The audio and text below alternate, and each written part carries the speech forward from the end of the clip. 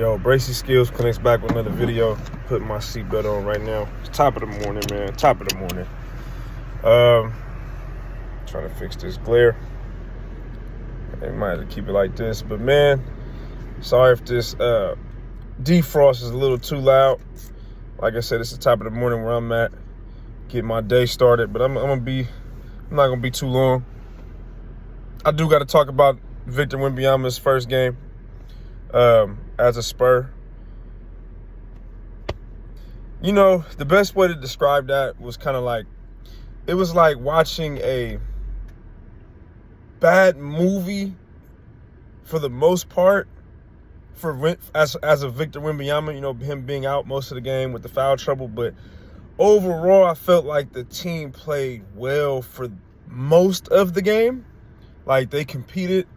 We didn't end quarters well, you know, kind of like inexperienced things, you know, turnovers, things of that nature. But then to see Wemby come back in after having 5 fouls and go straight to work, scoring 9 points in the fourth quarter, that was excellent to see. It was almost like witnessing greatness, right? It was almost like witnessing greatness for that time period. But I guess for me, it's not disappointing that we lost.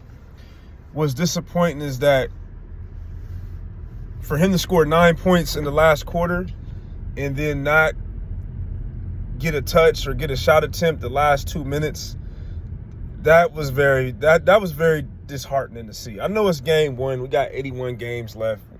You know, I think overall Wemby's going to be fine. I'm not changing up my prediction. I think Wemby will be an all-star in year one. I think he'll have a chance to be first-team all-defense. And I do think the Spurs will be a playoff team as far as, you know, playing. I'm still sticking with that. Nonetheless, these guys competed against a very good, well-experienced team.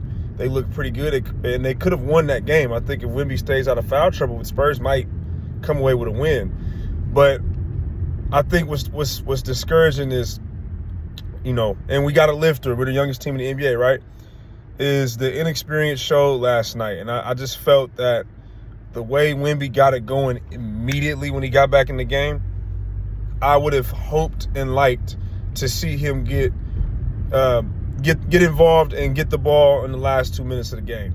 Now, I've seen some people on Twitter talking about, you know, we can't really force feed it to Wemby. You know, it's not that type of style offense. We don't have a James Harden style. You know, Pop runs a system. He runs offensive sets. I get it. But if you go back and look at that film, even in the first quarter, you know, before Wemby was in foul trouble, there was plenty of times where Wemby was open or had guys sealed and he was not getting that basketball. So I don't know if it's the Spurs players having to get used to playing with a guy that's 7'4" and that's always going to have a height advantage and getting used to throwing the ball up. That could be very much true, right? But for me, I just know as a player, having a basketball IQ is very important, and understanding the situation of the game and seeing that a guy scored 9 points the moment when he gets in the game after being out in foul trouble, I would have think he would get the ball at some point. Now, a key move that Pop made was taking out Trey Jones and putting in Jeremy Sohan. I'm not going to say it was a bad move. Everybody's saying that it's a bad move. I understand the move, okay? It was very difficult for us to get stops and match up with the Mavericks with a certain lineup out there. I don't think the Trey Jones move was the quote-unquote bad move. I think the move of not having Zach Collins in the game a little bit earlier and having Osman on the floor a little bit too long to my liking, I think that hurt more than having Trey Jones go out the game for Jeremy Sohan. Because if you look at a couple plays where Victor contested a couple three-point shots and the Spurs gave up an offensive rebound, you know, when you bring Victor out, if you don't have a five-man like Charles Bassey or Zach Collins in the game with Victor to help control the glass, you know, now you're talking about Keldon, Devin, Trey Jones, who's on the floor, and then Osman having to get that rebound when you got Victor at 7'4" contesting on three-point shots. So I think not having Zach Collins in the game earlier, I think hurt more than the switch from Trey Jones to Jeremy Sohan. Sohan actually played pretty good last night. So I don't think that move is to be blamed. But I did think it hurt on the offensive end. Like, Trey Jones was looking for Victor last night. You see when Trey Jones was in the game and Victor came back in the game, he was looking for Victor a lot more than some of the other players. You know, Trey being a real point guard. So I think it's something that the Spurs fans are going to have to deal with because, you know, having Jeremy Sohan at the point, us having this non-traditional starting five, you're gonna be great on the athletic side and the defensive end for sure, but you are gonna miss certain things on the offensive side because they're not necessarily real point guards. So there are certain things that, you know, IQ things that they all have to improve on without having a traditional point guard. So I think that was the main debate of not going with a big lineup like that and having a Trey Jones out there is just certain things as far as pace and offensive flow and rhythm that Trey Jones just can do, just being a real point guard.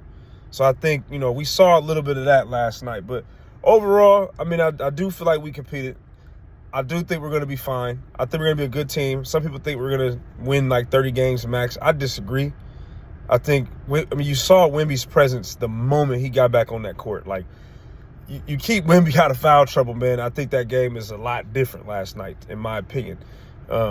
You know, guys got going, like the rookie last night, the big man, was it Lively? He took advantage of Wemby being on the bench the whole game. He had a phenomenal game. But, you know, not having Wemby's presence on the floor, I think, allowed certain guys to really get going. I mean, Tim Hardaway was fantastic. I mean, he kept the Mavericks in the game early with a lot of big shots. So the Mavericks played really well. I like Dallas. I like what Dallas looks a lot different. I said that last year when they got Kyrie Irving late that, you know, this is the type of team that needed a training camp together to really get things going and get used to playing with each other, man. And they look pretty well, man, especially offensively down the stretch. That Luka and Kyrie thing, that's going to work, man. And with the other players that they have, like Hardaway and, you know, Dante Exum was a big pickup. He'll be a solid role player for them. Seth Curry. They got a pretty good team, man. I think they're going to be a tough team to deal with in the West. And the Spurs competed with them, and it was just a couple missed mistakes, turnovers here and there that prevented them from winning that game. So we'll see how they do tomorrow. We got another big rivalry game against the Houston Rockets. That'll be fun. But overall, if I had to give the Spurs a grade on last night's game, I give it a C. I'll give it a C. I wouldn't say it was all the way bad. I'll give it a C. I give Victor Wembanyama's performance C+. You know, you do got to stay out of foul trouble. I know they called some ticky-tack ones, but the moving screen was definitely on the point guard that he got. I think that was number 4 he picked up. We saw a lot of moving screens last night. Just, you know, guys moving too fast. Zach Collins got called with one as well. So there was a lot of moving screens last night. Just patience and pace is something the Spurs got to work on. Guys moving too fast. And then the 5th one, I think that was also on Wemby, you know, getting caught reaching in. So, you know, you got to be smarter with the foul trouble. I know the refs didn't help, but I'll give him a C+. I'll give him a C+. I'll give Victor a C+. The way he bounced back when he got back in has me I'm very optimistic on what we're going to get out of Victor. You know, him bouncing back and still coming up with 15 points. He was stuck on 6 points since the first quarter, you know, so, you know, he got up to 15 really, really quickly. So I think he'll have a major bounce back game against Houston on Friday. All right. Make sure you guys like, comment, subscribe. Spurs videos are back because the season is back. So expect more Spurs content all year long. All right, we're out.